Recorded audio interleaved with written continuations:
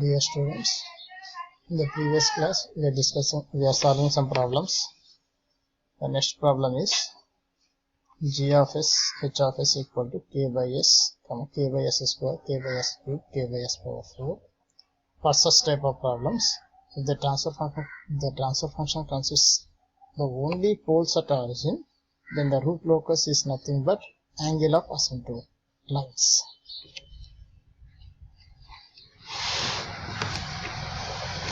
The next problem is g of s h of s equal to k by s. For this, the root locus lies to left half of the pole. A pole is present at origin. As per the rules of the root locus, we know that how to find the root locus is present at a particular point or not. To find that at this point, if you consider at a particular any point, to that point, right side of that point, if the number of poles and zeros are odd number, then the root locus will be present at that point. So here the root locus will be to left half of the pole. So if k is greater than 0, then the system is said to be stable. Yes.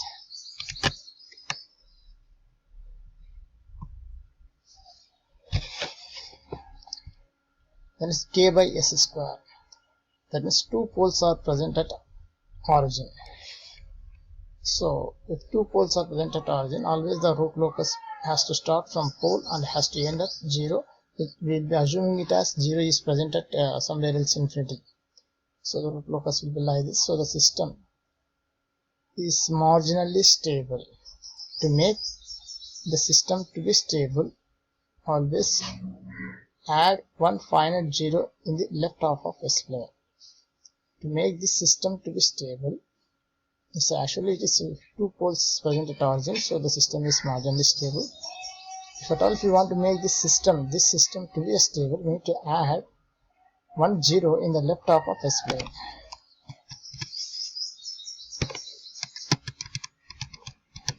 Now, g of s h of s equal to k by s cube.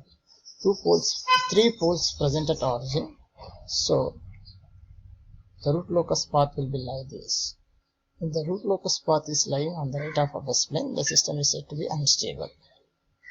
And g of s h of s equal to k by s power 4. Four poles are lying at origin, so the root locus path will be like this. So only angle of asymptotes. You know how to find the angle of asymptotes.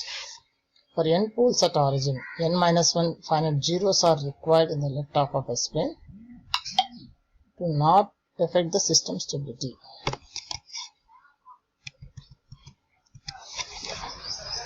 The next problem is g of s h of s equal to k by s into s plus 1 whole square into s plus 2. So totally we are having 4 poles.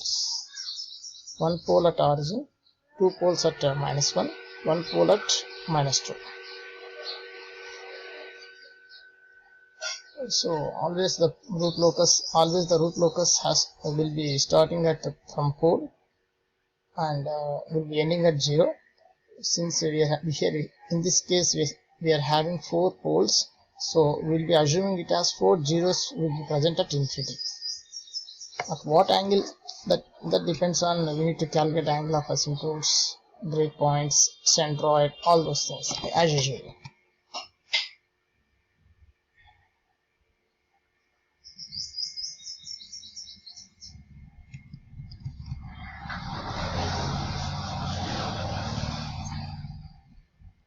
If two poles are present at here, so here k equal to 0, here k equal to 0, always the variable k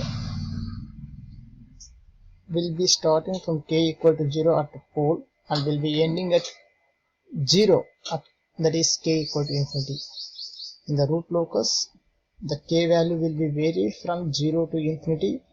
The root locus will be starting from pole and will be ending at 0. So the root locus here it is k equal to 0 and here k equal to infinity.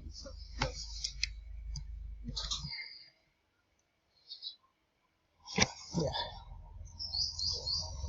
Let us consider this problem. G of s h of s equal to k divided by s into s plus 4 into s square plus 2s plus 2. Before solving this problem, please take these two problems as a homework. Problem number 8 and problem number 9. Similar to the previous problem.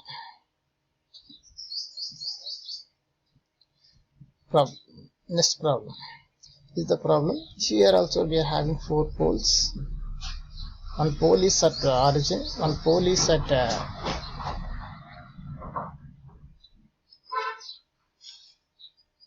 K1, or two poles are complex conjugate poles.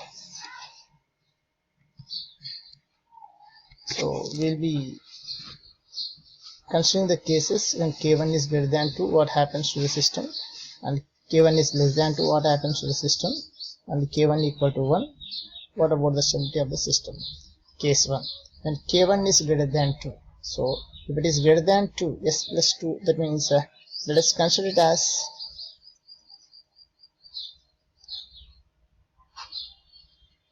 greater than 2 as minus 4. Greater than 2 means the pole will be presenting that minus 2, so we are going to consider it as minus 4 in this case. So the breakpoint, if the breakpoint is greater than centroid, then the angle of departure will be less than or equal to minus or plus 90 degrees. In case 2, K1 is less than 2. What happens when K1 is less than 2? When breakpoint is less than centroid, then the angle of departure will be greater than or equal to minus or plus 90 degrees. Yeah. When K1 equal to 2, what happens? So when K1 equal to 2, breakpoint equal to centroid. So angle of departure equal to minus or plus 90 degrees.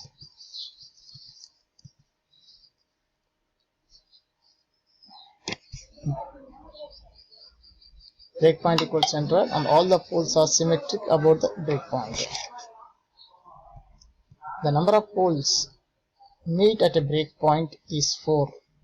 The k value at breakpoint is k equal to 1. So we will be finding like this. We will be substituting s equal to minus 1 in this. The magnitude value should be equal to 1. So the transfer function when k equal to 1 is 1 divided by s plus 1 whole power 4. All 4 poles will be like this. The transfer function at the breakpoint is transfer function equal to 1 by s plus 1 whole power 4. If the breakpoint equal to centroid and the complex poles are near to the real axis, then more number of breakpoints will present. You can observe in this, for this problem, here 3 breakpoints are required. Here one breakpoint, here one more breakpoint, here one more breakpoint. If the breakpoint equal to centroid and complex poles are away from the real axis, then more number of breakpoints will present. Here also, in this case also, 3 breakpoints will present.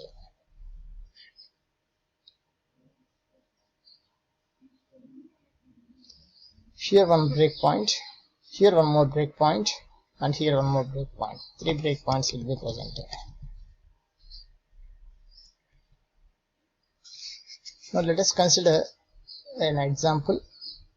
Draw the root locus for the g of s h of s equal to k divided by s into s plus 4 into s square plus 4s plus 20. Here one pole is present at 0, one more pole is present at minus 1, minus 4, and 2 poles are present at complex conjugate poles. That is plus 4j, minus 4j, minus 2 plus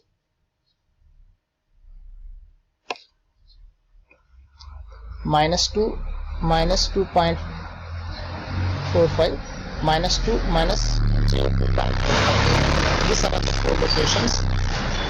The location of breakpoints minus 2 and plus j 2.45 minus j 2.45. These are the location of breakpoints.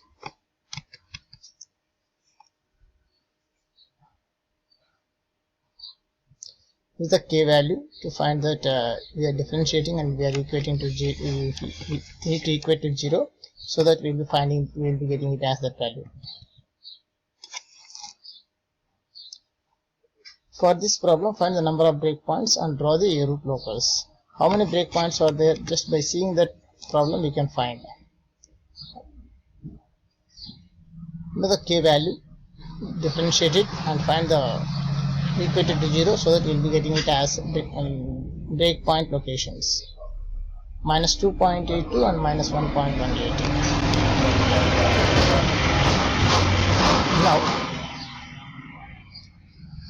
Now the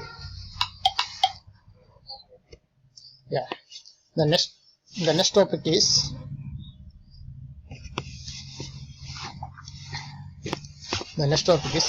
if you add the poles and zeros to the root locus, what would be the effect of root locus path on stability?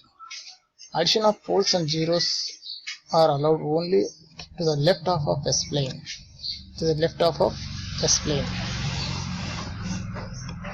G of S, H of S equal to K by S. There is K by S means one pole is present at origin. If one pole is present at origin, so the root locus path will be on this side. That means for this pole, if you find the inverse Laplace transform, you will be getting it as 1 by s plus 1, inverse Laplace transform 1 by s plus 1 equal to e power minus t. So if you draw the pictorial representation of e power minus t, will be like this. And if you add one more pole here, let us consider one more pole here, 1 by s plus 10, and e power minus 10t. If you draw the pictorial representation, will be, that means a fast decay will be there, e power minus 10t, and e power minus t will be a slow decay will be there. So if you add a pole at s equal to minus 2, if you add a pole for this problem, if you add a pole s equal to minus 2, so one pole is present at origin and one more pole is present at minus 2. Always the root locus starts from pole and has to end at 0. From these two poles will be starting, and somewhere else some breakpoint will be there, breakaway point will be there. So two poles are there, k divided by s square plus 2s. So if zeta equal to 1, the pictorial representation of that will be like this. Zeta is less than 1, then the pictorial representation will be like this. Zeta is less than 1 and k is greater than 0, then the system is said to be stable. The oscillations will be started. And one more point here, if k is greater than 0, it is stable, oscillations will not occur. Keep in mind that. And if zeta lies between 0 to 1, then decayed oscillations will be there like this. Decayed sinusoidal oscillations will be there. Let us consider one more pole is added to this problem. G of s, H of s equal to k by s into s plus 2. For this problem, if you add one more pole at minus 4, then we can observe here the root locus path. For zeta equal to 0, we will be getting it as undamped oscillations. If zeta is negative, then it is called as stable. If zeta is greater than 1, then it is damped. We will be getting it as stable. Zeta equal to 1 will be pictorial representation of that function will be like this. Zeta lies between 0 to 1, it will be under damped oscillations.